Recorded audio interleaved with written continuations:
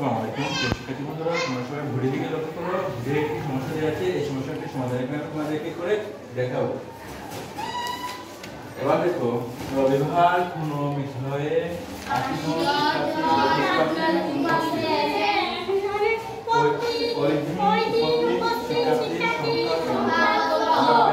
উপস্থিত শিক্ষার্থীর সংখ্যা কত সেটি বের করবো।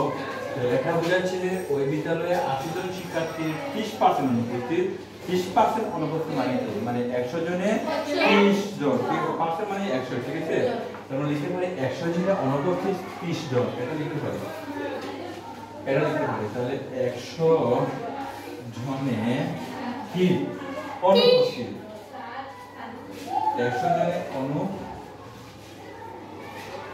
100 জনে অনুপস্থিত কত জন? 30 জন। কথা বলো। 30%। 30 জন। 100 জনে অনুপস্থিত 30 জন। সুতরাং একজনে অনুপস্থিত কতজন হবে? এবার অবশ্যই কম হবে, ভাগ হবে, ঠিক আছে? 100 জন। এবার কতজন শিক্ষার্থী কতজন? দেখো 80 জন।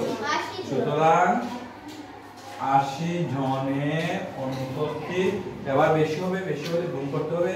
30 গুণ 80 তাহলে হবে কত? 100। একদম সহজ।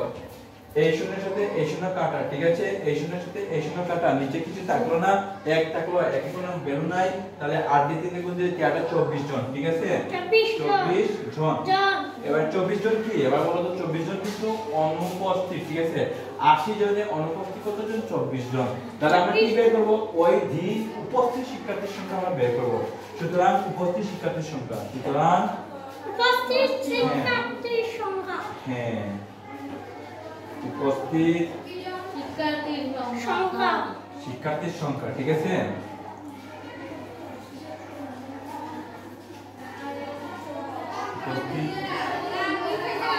শিক্ষার্থীর সংখ্যা। এখন দেখো উপস্থিত শিক্ষার্থীর সংখ্যা হবে কি হবে? দেখো তো, যেহেতু উপস্থিত শিক্ষার্থীর সংখ্যা আমরা কতজন ছিল?